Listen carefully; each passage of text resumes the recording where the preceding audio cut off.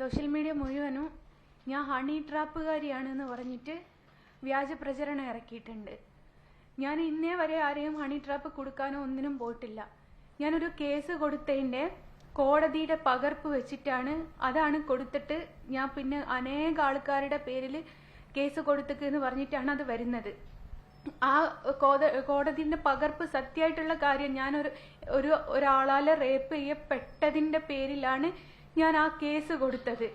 അത് കൊടുക്കാൻ നേരം വൈകിയതിന്റെ ഒരൊറ്റ അടിസ്ഥാനത്തിന്റെ പേരിലാണ് കോടതി അവർക്ക് സപ്പോർട്ടായിട്ട് ആ ഒരു വിധി വന്നത്. ഞാൻ കൊടുക്കാൻ വൈകിയതിന്റെ കാരണം ഞാൻ പറഞ്ഞത്, എനിക്ക് ഈ വരച്ചതിന്റെ പേരിൽ സമൂഹത്തിന്റെ മുമ്പിൽ എന്നെ ഒറ്റപ്പെടുത്തി. എനിക്ക് കുടുംബമല്ല, എനിക്ക് എന്റെ വാപ്പയുടെ ഒരു സപ്പോർട്ട് അല്ലാതെ, കുടുംബത്തിൽ നിന്ന് അല്ലെ വാപ്പയുടെ ഫാമിലിയുടെ സപ്പോർട്ട് അല്ലാതെ വേറൊരാളുടെ സപ്പോർട്ട് എനിക്കില്ല. ഒരു സുഹൃത്തിന്റെ അടുത്ത് പറയാന്ന് വെച്ചാൽ, ഒരു സുഹൃത്ത് മുഖാന്തരാണ് ഒരു വ്യാജ ഡോക്ടർ ചമഞ്ഞിട്ട് എൻ്റെ ഒരു കുഞ്ഞിന്റെ ട്രീറ്റ്മെന്റിന് വേണ്ടിയിട്ട് പോയിട്ട് കിട്ടിയ ഒരു അവസ്ഥയാണ് എനിക്ക്. എൻ്റെ കുഞ്ഞിന് അങ്ങനത്തെ ഒരു ബുദ്ധിമുട്ട് വരാൻ കാരണം എന്ന് വെച്ചാൽ മദ്രസേന്ന് ഉസ്താദിന്റെ അടി ദിവസം അതിനെ വെറുതെ തല്ലുക ചെയ്യുന്നത്.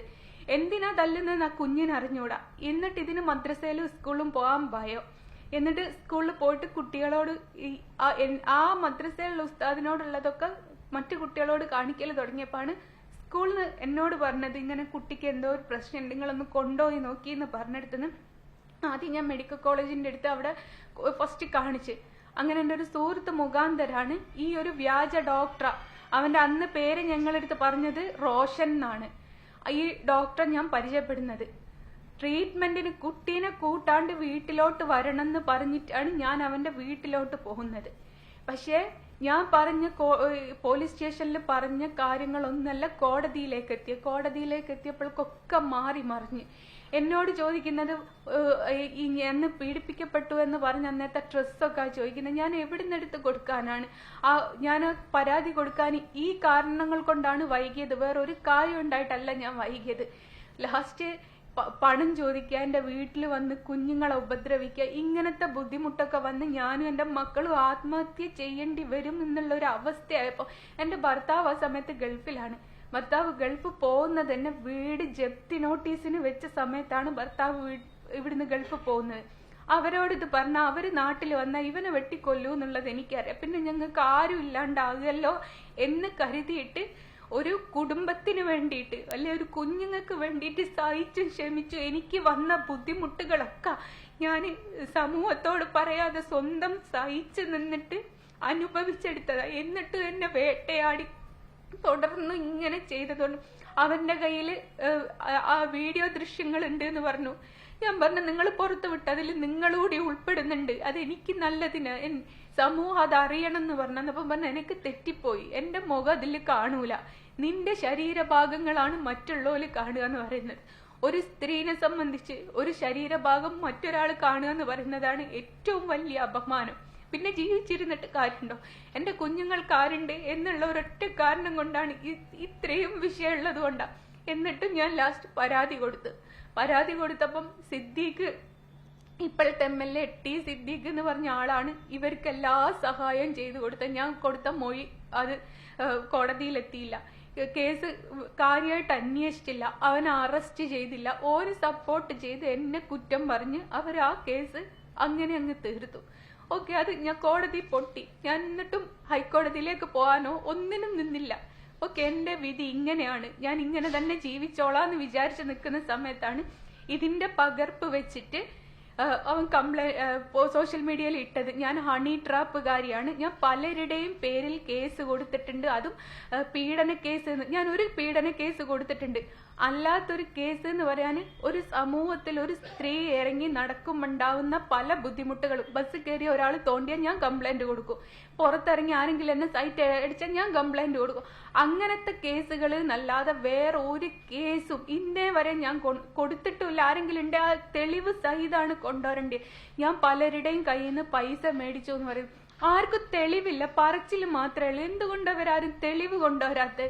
ഒരു തെറ്റും ചെയ്യാത്ത എന്നെ ഇത്രത്തോളം ആക്കി ഒടുക്കം മരണത്തിന് കീഴടങ്ങാൻ വരെ നോക്കേണ്ട ഗതികേട് വന്നു. കാര്യം എന്താ വെച്ചാൽ നമ്മുടെ നിയമത്തിന് ഏറ്റവും വലിയ പ്രത്യേകത ഉണ്ട്, ജീവിച്ച് നിൽക്കുമ്പോൾ കിട്ടാത്ത നീതി നമ്മൾ മരിച്ചു കഴിഞ്ഞതിന് ശേഷം ആരെങ്കിലും ഒരാള് കൊണ്ടുതരും. അതാണ് നമ്മുടെ നിയമത്തിന്റെ ഏറ്റവും വലിയ കാര്യം. അതുകൊണ്ട് ഞാൻ സ്വയം ജീവൻ ഒടുക്കാൻ വരെ നോക്കി, അവിടുന്ന് രക്ഷപ്പെട്ടു പോന്നു.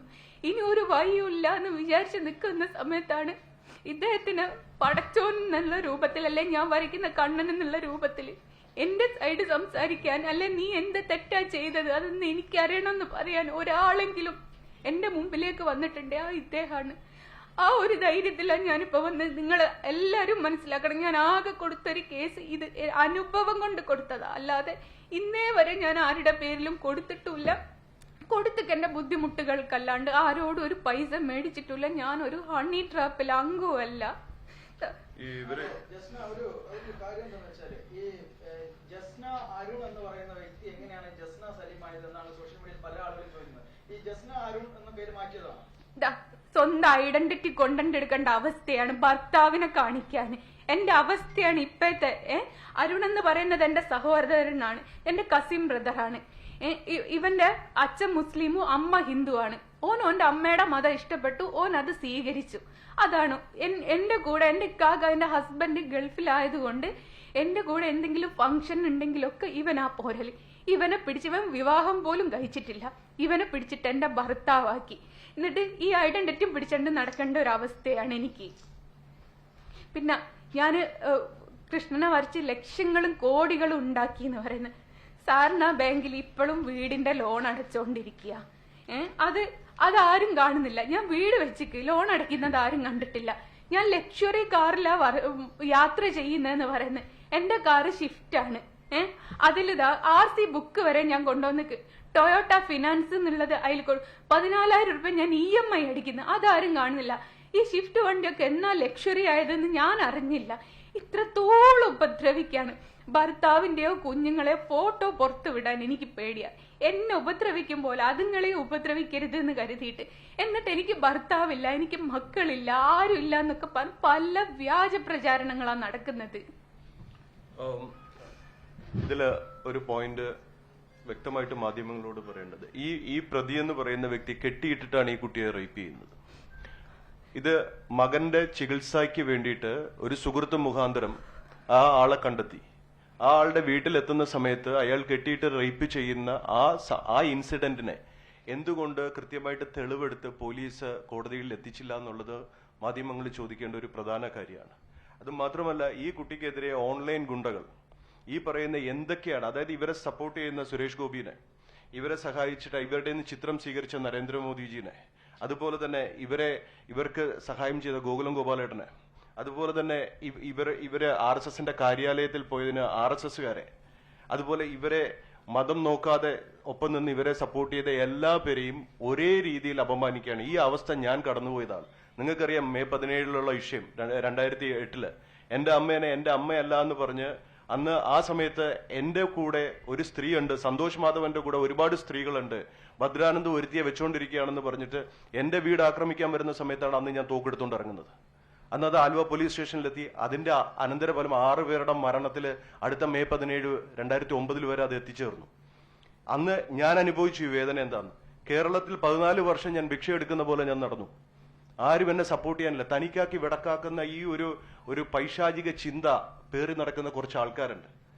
അവര് ഈ കുട്ടീനെ ഇത്രയും ക്രൂരമായിട്ട് സമൂഹത്തിൽ പോർട്രേറ്റ് ചെയ്യുമ്പോൾ അല്ലെങ്കിൽ പിക്ചറൈസ് ചെയ്യുമ്പോൾ ആരെങ്കിലും ഈ കുട്ടിയെ സഹായിക്കാൻ വരുമോ? ഇന്ന് അതാണ് ഞാൻ നിങ്ങളോട് പങ്കുവയ്ക്കാൻ ആഗ്രഹിക്കുന്നത്. കാരണം ഈ അവസ്ഥ ഇനി ഇതുപോലെ തന്നെ ഒരുപക്ഷെ ഇതിൽ നിന്നും ക്രൂരമായ അവസ്ഥകൾ നേരിടുന്ന പല സഹോദരിമാരും ഇവിടെയുണ്ട്. അവർക്ക് നമ്മളൊക്കെ ഇവിടെ ഉള്ളപ്പോ, നിങ്ങൾ എല്ലാവരും ഇവിടെ ഉള്ളപ്പോ ഇതുപോലെ ഒരു അവസ്ഥ ഉണ്ടാവാൻ പാടില്ല. നിയമത്തിന്റെ മുന്നിൽ ഈ പറയുന്ന ക്രിമിനലിനെ അയാൾക്ക് ബാക്കപ്പ് ചെയ്യുന്നത് ഇവിടുത്തെ ഒരു വലിയ വ്യവസായി ഗ്രൂപ്പാണ്. അതുപോലെ തന്നെ അയാളെ ബാക്കപ്പ് ചെയ്യുന്ന പൊളിറ്റിക്കൽ ആ ഗ്രൂപ്പ്, അതെല്ലാം ഇവരാരാന്ന് വെച്ചാൽ നിങ്ങളുടെ അടുത്തൊക്കെ പറഞ്ഞു തരുന്നുണ്ട്. അതുപോലെ ഒരു BJPയിലെ വനിതാ നേതാവ് കൂടെ ഇവരുടെ പിറകിൽ ഇവരെ ആക്രമിക്കാൻ നടക്കുന്നുണ്ട്.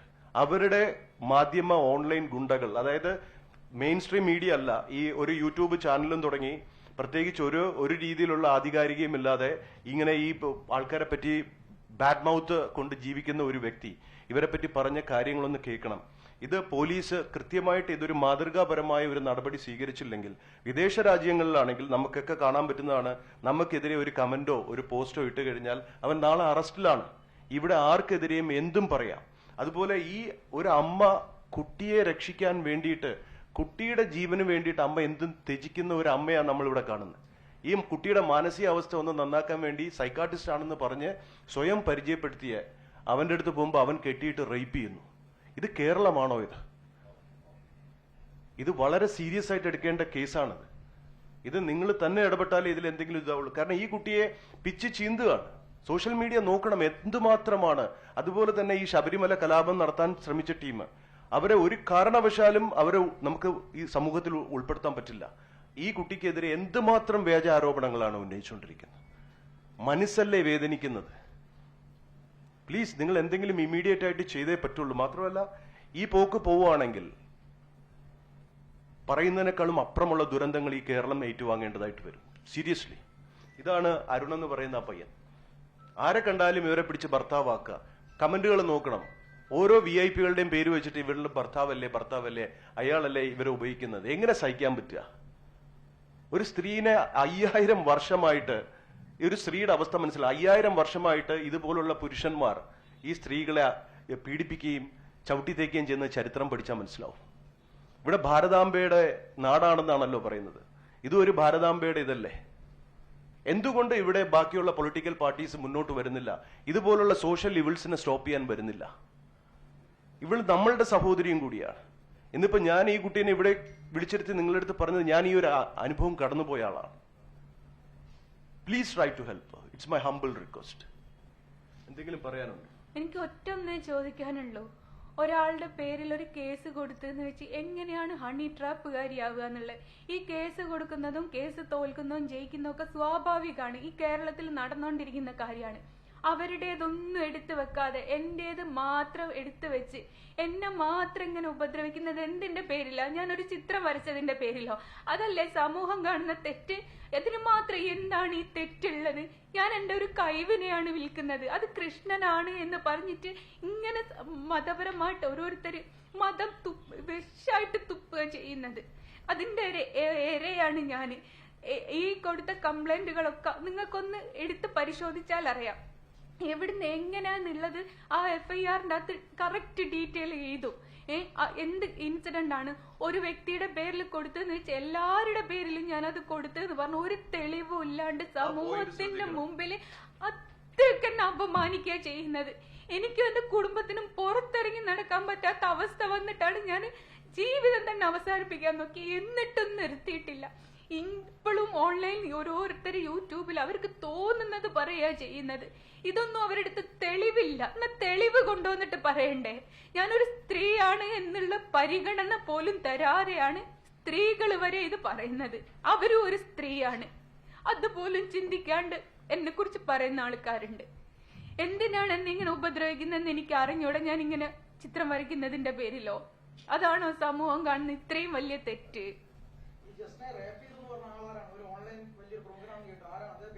ക്യാപിറ്റൽ വിഷൻ 24/7 എന്ന് പറഞ്ഞൊരു യൂട്യൂബ് ചാനൽ നടത്തിയിട്ടുണ്ടായിരുന്നു. അതിന്റെ അവതാരകനാണ്. എന്റെ അടുത്ത് അന്ന് പറഞ്ഞത് റോഷൻ എന്നാണ്, അവന് ഹിന്ദു മതസ്ഥനാണ് എന്നായിരുന്നു പറഞ്ഞത്. പിന്നീടാണ് അവർ അറിയുന്നത് അത് ഹിന്ദു മതസ്ഥനൊന്നല്ല, അവൻ മുസ്ലിമാണ്. റോഷൻ, ഷെനീത്ത്, SK, KRS അങ്ങനെ പല പേരിലും അറിയപ്പെടുന്നുണ്ട്. ഈ വ്യക്തിയുടെ പേരിൽ പല സ്ത്രീകളും പരാതിപ്പെട്ടിട്ടുണ്ട്. പലര് കുടുംബം നശിപ്പിച്ചൊരു പയ്യനാണ് ഇവന്. നിങ്ങൾക്ക് തന്നെ അന്വേഷിച്ചാൽ അറിയാം ഏതൊക്കെ സ്റ്റേഷനിൽ അവന്റെ നേരിൽ ഏതൊക്കെ പെൺകുട്ടികൾ പരാതി കൊടുത്തിട്ടുണ്ട്. അതുപോലും പോലീസുകാർ അന്വേഷിക്കാതെ അവന് സപ്പോർട്ടായിട്ട് മാത്രമാണ് ഈ നിയമം നിന്നത്.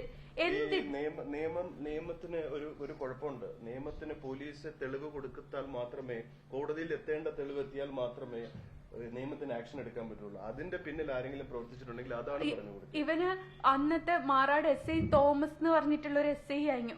അവര് അറസ്റ്റ് ചെയ്യാൻ പോയടുത്തുനിന്ന് ഇവർ അറസ്റ്റ് ചെയ്യാണ്ട് പോന്നു. അപ്പൊ ഞാൻ ചോദിച്ചു എന്താ സാറേന്ന്? അത് ഞങ്ങളെ സിദ്ദീഖ് വിളിച്ച് പറഞ്ഞതാണ് എന്ന് പറഞ്ഞ്. ഈ സിദ്ദീഖ് എന്ന് പറയുന്ന ഇപ്പോഴത്തെ MLA ആണ് എല്ലാവിധ സപ്പോർട്ടും ഓൾക്ക് ചെയ്തു കൊടുക്കുന്നത്.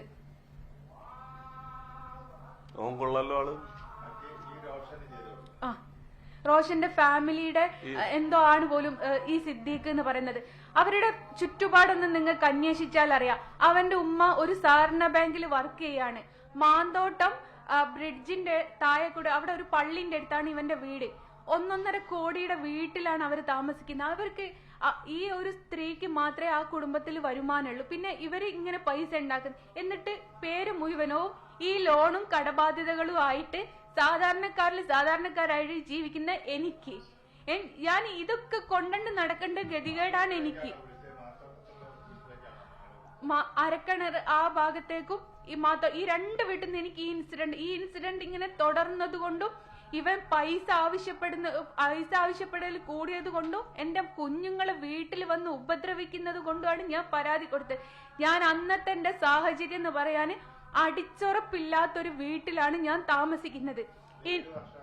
2017 അടിച്ചുറപ്പില്ലാത്തൊരു വീട്ടില് ഞാനും എന്റെ 2 മക്കളും ഇങ്ങനത്തെ ഒരു ബുദ്ധിമുട്ടൂടി അനുഭവിക്കുന്നെന്ന് പറഞ്ഞതിന് ശേഷം ഗോകുലം ഗോപാലേട്ടൻ എന്ന് പറഞ്ഞൊരു മനുഷ്യനാണ് എന്റെ വീട് അടിച്ചുറപ്പാക്കി തന്നെ എന്റെ മാനം കാക്കാൻ സംരക്ഷിച്ച ഒരു മനുഷ്യനാണ്. ആ ഗോപാലേട്ടനെ പറ്റി വരെ ഇപ്പൊ സമൂഹത്തിൽ മോശമായിട്ട് സംസാരിക്കുന്നത്. ഇന്നേ വരെ ഒരു പടച്ചോനെ തുല്യല്ലാണ്ട് ഞാൻ ആ മനുഷ്യനെ കണ്ടിട്ടില്ല. അത്രത്തോളം വൃത്തികെട്ട മനസ്സുള്ള ചിന്താഗതിക്കാരാണ് ഈ സമൂഹത്തിലുള്ളത്. ശോഭാ സുരേന്ദ്രൻ എന്ന് ആ ഒരു വീഡിയോയിൽ അവർ മെൻഷൻ ചെയ്യുന്നുണ്ട്, 2-3 പ്രാവശ്യം മെൻഷൻ ചെയ്യുന്നുണ്ട്. അതായത് ഈ ശോഭയുടെ ഒരു ഓൺലൈൻ ഗുണ്ടയുണ്ട്, അയാളാണ് ഇവരെ പറ്റി വളരെ മോശമായിട്ട് ഇപ്പൊ സംസാരിക്കുന്നത്. എന്നിട്ട് അയാൾ ആ വീഡിയോയിൽ തന്നെ പറയുന്നുണ്ട്, ഞാൻ ശോഭ ചേച്ചി അറിയിക്കുന്നു. ശോഭ ആരാ പറഞ്ഞോട്? Baiju VK Baiju news cafe എന്ന് പറഞ്ഞ് നടത്തുന്നത്. അതിൽ പറഞ്ഞിരിക്കുന്ന വാക്കുകൾ ഒരു മാധ്യമ ന്യൂസ് കഫേ ലൈവ്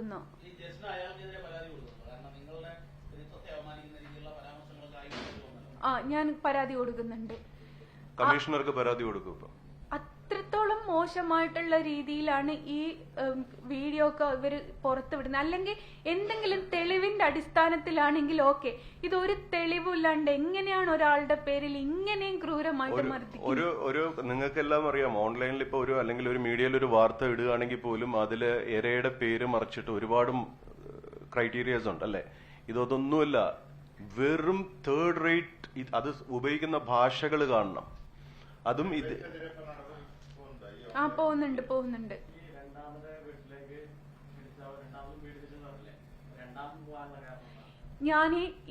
ഞാൻ പറഞ്ഞല്ലോ, എനിക്ക് സമൂഹത്തിൽ സപ്പോർട്ട് ഇല്ലാത്തോണ്ട് ഞാൻ ഇവന്റെ അമ്മ എന്ന് പറയുന്ന സ്ത്രീ, അവരെ അമ്മ എന്ന് ഒരിക്കലും വിളിക്കാൻ പറ്റൂല. അതുകൊണ്ട് അമ്മ എന്ന് പറയുന്ന സ്ത്രീ എന്ന് പറഞ്ഞ നദീറ എന്ന ആ ലേഡിന്റെ പേര്, സാരണ ബാങ്ക് മെഡിക്കൽ കോളേജിന്റെ അടുത്ത് നിങ്ങൾക്ക് അവിടുത്തെ CCTV ദൃശ്യം നോക്കിയാൽ അറിയാം. അവിടെ ഉണ്ടെങ്കിൽ ഞാൻ ആ സ്ത്രീന്റെ കാല് പോയി പിടിച്ച് പറഞ്ഞു, നിങ്ങളുടെ മോനാൽ എനിക്ക് ഇങ്ങനെ ഒരു ഉപദ്രവം വന്നു, ഇന്നതിന് ശേഷം ഇങ്ങനെ ഭീഷണിപ്പെടുത്തുന്നുണ്ട്, എന്തെങ്കിലും ഒരു പരിഹാരം കണ്ടെത്തി ഞാൻ ഒന്നിനും വരൂല. എനിക്ക് വന്ന അനുഭവം ഓക്കെ, എനിക്ക് വിഷയമല്ല, എനിക്ക് ആരോടും പറയാനില്ല എന്ന് സഹിത ആ ലേഡിന്റെ കാല് പിടിച്ച് ഞാൻ പറഞ്ഞു.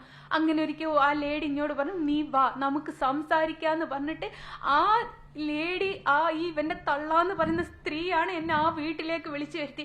ഞാൻ അവിടെ എത്തി നോക്കുമ്പോ ഈ സെൻട്രൽ ജയില് പോലത്തെ മതിലും ഈ ഗേറ്റൊക്കെ. അപ്പൊ ഞാൻ ആ സ്ത്രീനെ വിളിച്ചു, ഇതെന്നാണോ വീട്, ഇവിടേക്ക് എനിക്ക് കയറാൻ പറ്റുമോ? അന്നപ്പോ അവര് പറഞ്ഞു, ഞാൻ ഉള്ളിലുണ്ട്, ഇങ്ങി കേറിക്കോ എന്ന് പറഞ്ഞിട്ടാണ് ഞാൻ പിന്നീട് ആ വീട്ടിൽ പോകുന്നത്. ആ സ്ത്രീ വിളിച്ചിട്ടാണ് ഞാൻ പോകുന്നത്. ഇതൊക്കെ ഞാൻ പോലീസുകാരുടെ അടുത്ത് പറഞ്ഞു കൊടുത്ത്, ഇതൊന്നും എവിടെയില്ല, ഞാൻ കൊടുത്ത മൊഴിയല്ല എവിടേക്ക് എത്തിയത്, കോടതിയിലേക്ക് എത്തിയത്, എങ്ങനാ മാറി മറിഞ്ഞതെന്ന് എനിക്ക് അറിഞ്ഞൂടാ. പിന്നെ ആ കേസ് തോറ്റിട്ട് ഞാൻ ഹൈക്കോടതി പോവാതിരുന്നത്, ഒരു പെണ്ണ് പീഡിപ്പിക്കപ്പെട്ടു എന്ന് പറഞ്ഞിട്ടു കോടതി പോയിട്ട് പിന്നെ അവന്റെ വക്കീലിന്റെ ചോദ്യത്തിന്റെ മുമ്പിൽ മക്കളെ ജീവിതത്തിൽ ഒരു പെണ്ണും അനുഭവിക്കാത്ത മുഴുവനോ ആ വക്കീൽ അവിടെ കുത്തിരുന്ന് ചോദിച്ചപ്പോ ഞാൻ സ്വയം പിന്നെയും നാണം കെടുക ചെയ്യുന്നത്. പിന്നെ ഞാൻ എന്തിനു മുമ്പോട്ട് പോകണം? എന്നിട്ട് ഞാൻ ക്ഷമിച്ച് സഹിച്ചും വീട്ടിൽ കുത്തിരുന്ന്, എന്നിട്ട് ഉപദ്രവം സഹിക്കാൻ പറ്റാത്ത ഇങ്ങനെ ബേക്കിൽ നിന്ന് അടിച്ചോണ്ടിരിക്കുക. എന്തിനാണ് എന്നെങ്ങനെ ഉപദ്രവിക്കുന്നതെന്ന് എനിക്ക് മനസ്സിലാവുന്നില്ല. അതാണ് എനിക്ക് ചോദിക്കാനുള്ള. അല്ലെ എന്തെങ്കിലും തെളിവിന്റെ അടിസ്ഥാനത്തിലാണ് ഓക്കെ, ഏതെങ്കിലും ഒരു വ്യക്തിന്റെ കയ്യിൽ നിന്ന് ഞാൻ പൈസ മേടിച്ചെന്നോ അല്ലെ ഏതെങ്കിലും ഒരു വ്യക്തിനെ ഞാൻ ഹണി ട്രാപ്പ് പെടുത്തിയെന്നോ ആരെങ്കിലും ഒരാളെ കൊണ്ടുവരട്ടെ.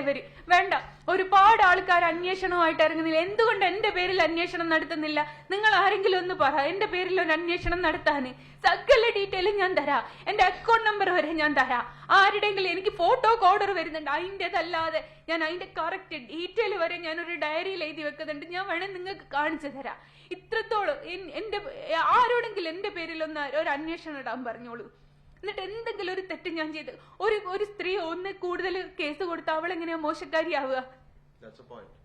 നിങ്ങൾ ഇവര് കൊടുത്ത കേസിൽ ഒന്ന് പീഡന കേസ്, രണ്ടാമത്തെ കേസ് വണ്ടി തട്ടിയത്, ഒരു വണ്ടി തട്ടിയ കേസ്, ഒരാൾ എന്നെ തല്ലിയത്. ഇതെങ്ങനെ ഹണി ട്രാപ്പ് ആവുമെന്നുള്ളതാണ്. നമ്മുടെ ആൾക്കാർ എത്ര ക്രിമിനൽ മൈൻഡിലാണ് ഒരാളെ നശിപ്പിക്കുന്നതെന്ന് നോക്കണം. മാറാട് പോലീസ്, കോഴിക്കോട് കോടതിയില് അതിന്റെ പകർപ്പ് വെച്ച്, അതാണ് എനിക്ക് കുറ്റവിമുക്തനാണ്. തെളിവ് കൊടുത്തില്ല ദീപക് ജി, തെളിവ് കൊടുത്തിട്ടില്ല. പിന്നെ എങ്ങനെ കോടതിക്ക് ആക്ഷൻ എടുക്കാൻ പറ്റും? പോണ്ടെന്ന് ചോദിച്ച അത്രക്കുള്ള ചോദ്യങ്ങളാണ് എന്റെ അടുത്ത് ചോദിച്ചത്. അത് അവർക്ക് മനസ്സിലാവും. ഇനി പോകും. ഇത് നമ്മുടെ സഹോദരിയാണെങ്കിൽ ഇനി കോടതി പോകും. അതുപോലെ തന്നെ ഇവരെ ആക്രമിക്കാൻ വേണ്ടിയിട്ട് നടക്കുന്ന ആൾക്കാര് ഒരു കാര്യം കൂടെ, ഇന്ന് തൊട്ട് നിങ്ങളുടെ എല്ലാവരുടെയും എന്റെയും നമ്മുടെയും കൂടെ സഹോദരിയായത്. ഇനി നമ്മളെല്ലാവരെയും മാറ്റി നിർത്തിയിട്ട് ഈ കുട്ടീനെ ആക്രമിക്കാൻ പറ്റുമോ ഇല്ല എന്നുള്ളത് അവര് തെളിയിക്കേണ്ട കാര്യമാണ്. ശരിയല്ലേ?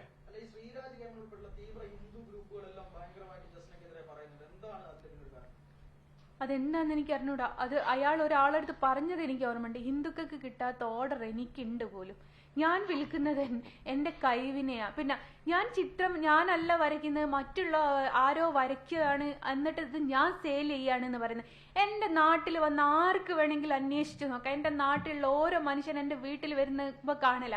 എന്റെ വീട്ടിൽ ഞാനും എന്റെ 2 മക്കളും എന്റെ അനിയനുമാണ് താമസിക്കല്. ഹസ്ബൻഡ് ഗൾഫിലാണ്. എന്റെ വീട്ടിൽ വന്ന് ആർക്ക് വേണമെങ്കിലും വന്ന് നോക്കാവുന്ന, ഞാനാണോ വരയ്ക്കുന്നത് മറ്റൊരാളാണോ? എന്റെ വീട്ടിൽ വന്നാൽ ഞാൻ കാണിച്ചു തരാം. ഞാൻ എന്നിട്ട് സോഷ്യൽ മീഡിയയിൽ ഇതേപോലെ ഞാൻ ഓരോന്ന് കാണിക്കുന്നത് പോണം, ഞാൻ വീഡിയോ എടുത്ത് പോസ്റ്റ് ചെയ്യുന്നത്, ഞാൻ തന്നെയാ വരയ്ക്കുന്നതെന്ന് അറിയിക്കാൻ വേണ്ടിട്ട്. ആ ഒരു പോയിന്റ് അല്ല അദ്ദേഹം പറഞ്ഞതിന്റെ പോയിന്റ്. ഹലോ, ശ്രീരാജ് കൈമൾ എന്തുകൊണ്ടാണ് ഇത് ചെയ്യുന്നതെന്ന് വെച്ചാൽ, ഇവിടെ ഇസ്ലാം വർഗീയതയുടെ ഒപ്പം തന്നെ ഹിന്ദു വർഗീയത കേരളത്തിൽ പ്രചരിപ്പിക്കുന്ന ഗ്രൂപ്പാണ് ഈ ഹിന്ദു ഹെൽപ്പ് സെന്റർ എന്ന് പറയുന്ന പ്രതീഷ് വിശ്വനാഥിന്റെ നേതൃത്വത്തിൽ നടക്കുന്ന ഗ്രൂപ്പ്. ഈ ആള് സംഘത്തിൽ നിന്ന് പുറത്താക്കിയ ആളാണ്. അയാൾക്ക് സംഘവുമായിട്ട് യാതൊരു ബന്ധവുമില്ല. ഇതുപോലെ തന്നെ ഇയാൾ ഈ ഹിന്ദു എക്സ്ട്രീമിസം പറഞ്ഞുകൊണ്ട് കേരളത്തിൽ ഒരുപാട് കലാപങ്ങൾ പ്ലാൻ ചെയ്തതാണ്. ലാസ്റ്റ് ഉണ്ടാക്കാൻ ശ്രമിച്ച കലാപമാണ് ഈ ശബരിമലയുടെ പേരിൽ. അന്ന് AHPയുടെ ലോഞ്ച് ചെയ്യുന്ന സമയമായിരുന്നു. പ്രവീൺ തൊഗാഡിയ കേരളത്തിൽ ഈ പാർട്ടി കൊണ്ടുവരാൻ വേണ്ടി AHP എന്ന് പറഞ്ഞ ഈ പാർട്ടി അയ്യപ്പ ഹിന്ദു പരിഷത്ത് എന്ന് പറഞ്ഞിട്ട് ഇവര് ആൾക്കാരെ മാനിപ്പുലേറ്റ് ചെയ്ത് സെക്രട്ടേറിയറ്റിന്റെ ഫ്രണ്ടിൽ കൊണ്ടുവരാൻ ശ്രമിച്ചു. 5 ലക്ഷത്തോളം വരുന്ന ആൾക്കാരായിരുന്നു അതിൽ പങ്കെടുക്കാൻ വന്നത്. ഞാൻ അന്ന് EP ജയരാജനോട് വിളിച്ചു പറഞ്ഞു, അന്ന് മുഖ്യമന്ത്രി സ്ഥലത്തില്ല, US-ലായതുകൊണ്ട് EP ജയരാജനോട് വിളിച്ചു പറഞ്ഞു, ഇങ്ങനെ ഒരു അപകടം ഉണ്ട്, ആൾക്കാരെ തെറ്റിദ്ധരിപ്പിച്ച് സെക്രട്ടേറിയറ്റിന്റെ ഫ്രണ്ടിൽ അയ്യപ്പന് വേണ്ടിയിട്ട് സംസാരിക്കാൻ പ്രതിഷേധം നടത്താൻ കൊണ്ടുവരികയാണ്. പോലീസിന് നേരെ പെട്രോൾ ബോംബും കല്ലുമെറിയാൻ ഇവർ പ്ലാൻ ചെയ്തിട്ടുണ്ട്. ഈ 500 പേരോ 5000 പേരോ കൂടിയാൽ നിറയുന്ന സ്ഥലമാണ് സെക്രട്ടേറിയറ്റിന്റെ ഫ്രണ്ടിൽ. ഈ പോലീസിന് നേരെ ഇത് വന്നു കഴിഞ്ഞാൽ പോലീസ് ലാത്തി വീശും, തിക്കിലും തിരക്കിലും പെട്ട് ഒരുപാട് പേര് മരിക്കും. അത് അവര് പൊളിറ്റിക്കൽ അഡ്വാൻറ്റേജ് ആയിട്ട് അവർ മാറ്റും എന്ന് പറഞ്ഞു. അങ്ങനെ ഞാനൊരു ലൈവ് വന്നിട്ടത് ഇന്നും സോഷ്യൽ മീഡിയയിൽ കിടപ്പുണ്ട്. ജനങ്ങൾ ഈ വാക്ക് കേട്ട് ഇതിൽ കാര്യമുണ്ടെന്ന് കരുതിയിട്ട് തിരിച്ച് അവര് ശബരിമലയിലേക്ക് നടന്നു. കാരണം ഞാൻ പറഞ്ഞു, അയ്യപ്പൻ ഇരിക്കുന്ന ശബരിമലയിലാണ്, സെക്രട്ടേറിയറ്റിലല്ല. അവിടെ ആവശ്യമില്ലാതെ ഒരു കലാപം സൃഷ്ടിക്കുന്ന സാഹചര്യം ഉണ്ടാക്കരുതെന്ന് പറഞ്ഞു. അങ്ങനെ പോയി അവർ ശബരിമലയിലെത്തിയപ്പോൾ അവിടെയും ഇവർ ഇതേ പ്രശ്നം ഉണ്ടാക്കിയപ്പോഴാണ് ശബരിമലയിൽ പോലീസിന് ലാത്തി വീശേണ്ടി വന്നത്. അപ്പൊ ആ ഗ്രൂപ്പ് ഇവിടെ പല തരത്തിൽ, ഇവിടെ മുസ്ലിങ്ങൾ, അതൊരു 10 വർഷം മുമ്പുള്ള ആ മുസ്ലിം ഹിന്ദു സൗഹാർദ്ദം ഇന്ന് തകർന്നതിന്റെ ബാക്ക് എൻഡ് പ്രവർത്തിക്കുന്ന എലമെന്റ് ഇവരാണ്. പല തവണ ഞാൻ ഇവർക്ക് വാർണിംഗ് കൊടുത്തതാണ്, ഇതല്ല സനാതന ധർമ്മം, തീവ്ര ഹിന്ദുത്വം പറഞ്ഞ് വരരുത് ഇവിടെ കേരളത്തിൽ. പക്ഷെ ഇവര് ഈ കുട്ടിക്ക് കൊടുക്കുന്ന ഇത്, അതായത് കൃഷ്ണന്റെ കാര്യം പറഞ്ഞു, ഇവർക്ക് ഇവരുടെ കൂട്ടത്തിൽ നിൽക്കണം. ഇവിടെ കൃഷ്ണൻ എന്താ ഏതെങ്കിലും ഗ്രൂപ്പിന്റെ ഭാഗമാണോ? ഇത് പറയാനാണെങ്കിൽ ഇവിടെ തീരില്ല. ഇതിനൊക്കെ എതിരെ വളരെ ശക്തമായിട്ട് തന്നെ ഓരോ സ്റ്റെപ്പ് എടുത്തില്ലെങ്കിൽ ഇനി വരാൻ പോകുന്നത് വലിയ ബുദ്ധിമുട്ട്. ഇതുപോലെ ഒരു കുട്ടിയല്ല ഇവിടെ പീഡിപ്പിക്കപ്പെട്ടിരിക്കുന്നത്. നമ്മൾ കാണുന്നതിനേക്കാളും കാണാത്ത പ്രശ്നങ്ങളാണ് ഇവിടെ നടക്കുന്നത്. ഈ മുസ്ലിം ഹിന്ദു വർഗീയതയ്ക്ക് രണ്ടും ഫണ്ട് ചെയ്യുന്ന ഒരു സോഴ്സാ. ഈ പ്രതീഷ് വിശ്വനാഥിന്റെ ഡീറ്റെയിൽസ് എടുക്കുക, അന്വേഷിക്കേ, അയാൾ എന്ത് കോൺട്രിബ്യൂഷനാണ് സമൂഹത്തിൽ ചെയ്തെന്ന് നോക്കി. ഇതുപോലുള്ള ആൾക്കാരുടെ ജീവിതം നശിപ്പിക്കുന്ന ഇതാണോ ഇവർ ചെയ്യുന്ന കോൺട്രിബ്യൂഷൻ? ഇതാണോ സനാതന ധർമ്മം?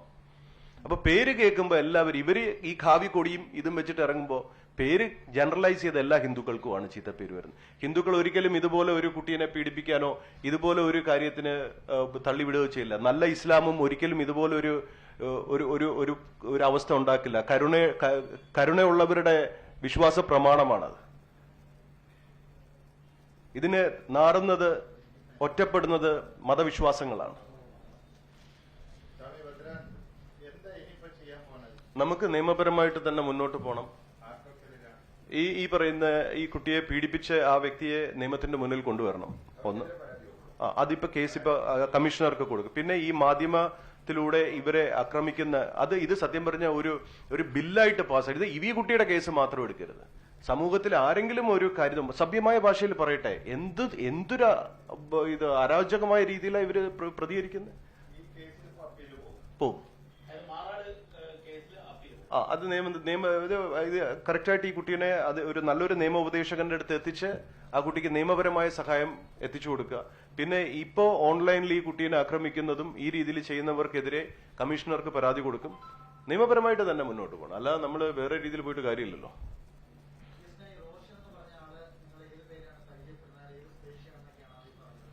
ഈ റോഷൻ എന്നോട് പറഞ്ഞത് അവന് നിംഹാൻസ് ഹോസ്പിറ്റലിലത്തെ ഡോക്ടറാണെന്നാണ് എന്റെ അടുത്ത് പറഞ്ഞത്.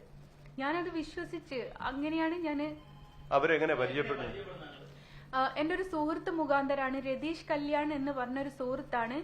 ഈ കുട്ടിയുടെ വിഷയം ഇങ്ങനെ കേട്ടപ്പോ ഓൻ എന്നോട് പറഞ്ഞ് ഹോസ്പിറ്റലിലൊന്നും പോണ്ട മോൻ, അതിനകത്തൊന്നുള്ള വിഷയമല്ല, ഓൻ എന്താന്നുള്ളത് നമ്മളല്ലാതെ നോക്കുക. എന്നുവെച്ചാല് ഒരു റെക്കോർഡ്സ് ആയിട്ട് നിൽക്കണ്ട, കുട്ടിയുടെ ഭാവിക്ക് അത് ബാധിക്കും. അതുകൊണ്ടാണ് ഇങ്ങനത്തെ ഓൻ്റെ ഒരു സുഹൃത്ത്, രതീഷിന്റെ സുഹൃത്തായത് കൊണ്ടാണ് എന്നെ പരിചയപ്പെടുത്തിയത്. ഇവന് എന്റെ ചുറ്റുപാടൊക്കെ ആദ്യം ഇവന് എന്റേന്നില്ല, ഈ ഒറ്റപ്പെട്ട് നിൽക്കുന്ന സ്ത്രീകളുടെ അല്ലെ കുടുംബത്തിൽ എന്തെങ്കിലും ഇഷ്യൂ ആയിട്ട് നിൽക്കുന്ന സ്ത്രീകളുടെ പലരുടെയും കുടുംബത്തിൽ കയറിയിട്ട് പല അതിക്രമവും ചെയ്തിട്ട് പലരും പരാതി കൊടുത്തൊരു പയ്യനാണ് ഇവന്. ഇവന്റെ മുഖം ഇതുവരെ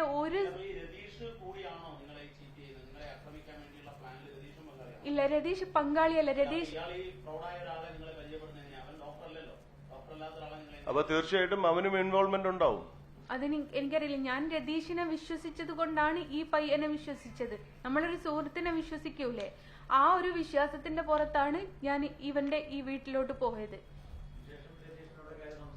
സംസാരിച്ചിരുന്നു.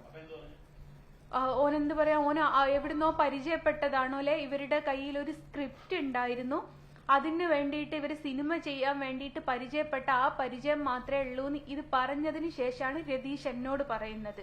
ഞാൻ കരുതി രതീഷിന്റെ ഒരു സുഹൃത്ത്, വർഷങ്ങളായിട്ട് അറിയാവുന്ന സുഹൃത്താണ് എന്നാണ് ഞാൻ കരുതിയത്. പക്ഷെ അവര് റീസെന്റ് എവിടുന്നോ പരിചയപ്പെട്ടതാന്നുള്ളത് ഇതിന്റെയൊക്കെ ഇഷ്യൂവിന് ശേഷമാണ് ഞാൻ അറിയുന്നത്.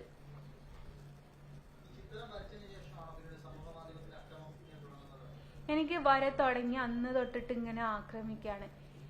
ഒരു ചിത്രം വരയ്ക്കുന്നു എന്നുള്ള ഒരു തെറ്റല്ലാതെ അത് തെറ്റായിട്ട് എനിക്ക് തോന്നിയിട്ടില്ല കേട്ടോ. കാരണം എന്റെ ഒരു വരുമാന മാർഗമാണ്. അത് സമൂഹത്തിനൊരു തെറ്റായിട്ട് തോന്നിയിട്ടാണ് മക്കളെ ജീവിക്കാൻ പറ്റാത്ത, പുറത്തിറങ്ങാൻ പറ്റാത്ത, എന്തിന് മാനം വരെ പോകുന്ന അവസ്ഥയിലേക്ക് എനിക്ക് വന്ന് ഒരു സ്ത്രീയുടെ ഏറ്റവും വലുതാണ് അവളുടെ മാനം. ഇതിനൊക്കെ ഞാൻ ഇതിനു മുമ്പൊരു മീഡിയ പറഞ്ഞപ്പം പലരും കമന്റ് ഇട്ടത് ഞാൻ കണ്ടു. ഓളെന്ത് ചെയ്താലും കുറ്റം ഉസ്താദിനെന്ന്. ആ ഉസ്താദ് എന്ന് പറയുന്ന ഒരു ചെങ്ങായി എന്റെ മോനോട് അന്ന് അങ്ങനെ ഈ മതത്തിന്റെ പേരിൽ എന്റെ മോനെ ഉപദ്രവിച്ചിട്ടില്ലായിരുന്നേ. എന്റെ മോൻ ഇങ്ങനെ ഒരു ഇഷ്യൂ ഉണ്ടായിട്ടില്ലായിരുന്നേ. ഇന്നും അഭിമാനത്തോടെ ഞാനും നിൽക്കാൻ ഓരോ സ്ത്രീകളെ പോലെയും എനിക്കത് നിൽക്കാൻ പറ്റാത്ത ഇങ്ങനത്തെ ഒരു ഇഷ്യൂ. ഈ ഉസ്താദന്മാരും സ്വാമിമാരും ഒക്കെയാണ് പ്രശ്നം. ഉസ്താദ് വെറുതെ മോനെ തല്ലുക.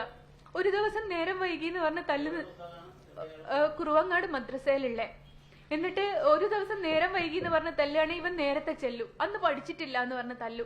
ഇവൻ പഠിച്ചു ചെല്ലുമ്പോ ഹോംവർക്ക് ചെയ്തിട്ടില്ല എന്ന് പറഞ്ഞ തല്ലു. എന്നിട്ട് എന്നെ വിളിച്ച് എന്നെ ഉപദേശിക്കും.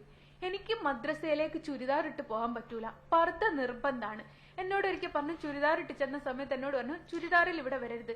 ഞാൻ ചോദിച്ചു അതെന്താ ഉസ്താദ്, ബാക്കിയുള്ള പേരൻസ് മാക്സി സഹിതം ഇട്ടിട്ട് വരുന്നുണ്ട്, അതൊന്നും നിങ്ങൾ അറിയണ്ട, നിങ്ങൾ ഇവിടെ പർദ്ദ ഇട്ടിട്ട് വന്നാൽ മതി എന്നാണ്.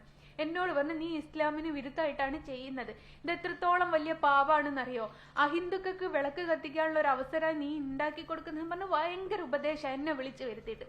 ഞാൻ പറഞ്ഞു ഉസ്താദെ ഞാനല്ല, എന്റെ മകനാണ് ഇവിടെ പഠിക്കാൻ വരുന്നത്, നിങ്ങൾ അവന്റെ കാര്യം നോക്കിയാൽ മതി എന്ന് പല പ്രാവശ്യം ഞാൻ ഉസ്താദിനോട് പറഞ്ഞു. പിന്നെ ഇയാളുടെ വിളി ഇങ്ങനെ കൂടിയ സമയത്ത് അവൻ പോയി നോക്കുമ്പോ ഇവന്റെ കയ്യുമ്മ ചരടൊക്കെ ഉണ്ട്. അത് ഒന്നും കൂടി ഉസ്താദ് ഉണ്ടാക്കി. ഇതിന്റെയൊക്കെ ബലിയാടാവുന്നത് എന്റെ മോന്. പിന്നീടാണ് ഇവന് സ്കൂള് മദ്രസ എന്നുള്ളത് ഭയങ്കര ഇഷ്യൂ ആയി വന്നത്. അങ്ങനെയാണ് ഇവന് ഇങ്ങനത്തെ ഒരു വിഷയം വന്നത് ജീവിതത്തില്. നമ്മൾ കാണുന്ന കാഴ്ചയും ഈ സംഭവം കണ്ടോ, ഈ മതപരമായിട്ട് ആൾക്കാരെ എങ്ങനെയാ ട്രീറ്റ് ചെയ്യണമെന്ന് കണ്ടോ. ഇതൊക്കെ ഇന്ന് ഒരു ആള് കേരള സമൂഹത്തോട് തുറന്നു പറയാണ് അവരുടെ അനുഭവം. ഇതുകൊണ്ട് എല്ലാ മുസ്ലിങ്ങളും മോശക്കാരാവണമെന്ന് പറയാനും പറ്റില്ല, എല്ലാ ഹിന്ദുക്കളും മോശക്കാരാണെന്ന് പറയാൻ പറ്റില്ല. ഇതിനകത്തെ ഈ മതവിഭാഗം അവരെങ്ങനെയാണോ സൊസൈറ്റിനെ മാനിപ്പുലേറ്റ് ചെയ്യുന്നത് അതനുസരിച്ച് സമൂഹം മാറിക്കൊണ്ടിരിക്കും. അതുകൊണ്ടാണ് ഞാൻ നേരത്തെ പറഞ്ഞതും ഈ മതവും ഇതൊക്കെ എന്നും മാറിക്കൊണ്ടിരിക്കുന്ന സാധന. ഇവർക്കൊരിക്കലും ആത്മീയപരമായിട്ടൊരു ഉണർവ് കൊടുക്കാൻ പറ്റില്ല. സോ ഞാൻ നിങ്ങളോട് അപേക്ഷിക്കുകയാണ്,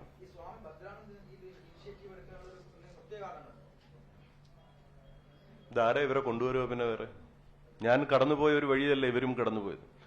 ഇവരും എന്റെ അമ്മ അനുഭവിച്ചതിന്റെ വേറൊരു രീതിയിൽ ഒരു വേദന അനുഭവിച്ചില്ലേ. ഇതുപോലെ ഒരു ഗതി ഒരു സഹോദരിക്ക് പിന്നെ കേരളത്തിൽ ഉണ്ടാവാൻ പാടില്ല. ഒരു പ്രശ്നം വന്നു കഴിഞ്ഞാൽ ആരെങ്കിലും കൂടെ നിൽക്കുവോ? നമ്മുടെ സമൂഹത്തിന്റെ രീതിയല്ലേ. സോ നിങ്ങളിത് വേണ്ട വിധത്തിൽ കൈകാര്യം ചെയ്യുന്നുള്ള വിശ്വാസത്തോടുകൂടി നിർത്തുകയാണ്. ഈ കുട്ടിയെ ഇവിടുത്തെ സർക്കാർ പ്രൊട്ടക്ട് ചെയ്യണം. ഏത് നിമിഷവും എന്ത് ആക്രമണവും ഈ കുട്ടിക്ക് നേരെ ഇനി ഉണ്ടാവാം. അതുകൊണ്ട് ഇതിന്റെ ദേഹത്തൊരു മണ്ണ് നുള്ളിയിട്ടാൽ അതിന്റെ സമാധാനം പറയേണ്ടത് ഈ പറയുന്ന രാഷ്ട്രീയ നേതാക്കളും അതുപോലെ തന്നെ ഇവർക്കെതിരെ നിന്ന ഗ്രൂപ്പുമാണെന്നുള്ളത് ഞാൻ ഒന്നുകൂടെ പറയുക. പോലീസ് പ്രൊട്ടക്ഷൻ ഈ കുട്ടിക്ക് കിട്ടണം. So we are going to file a case against those culprits. Thank U.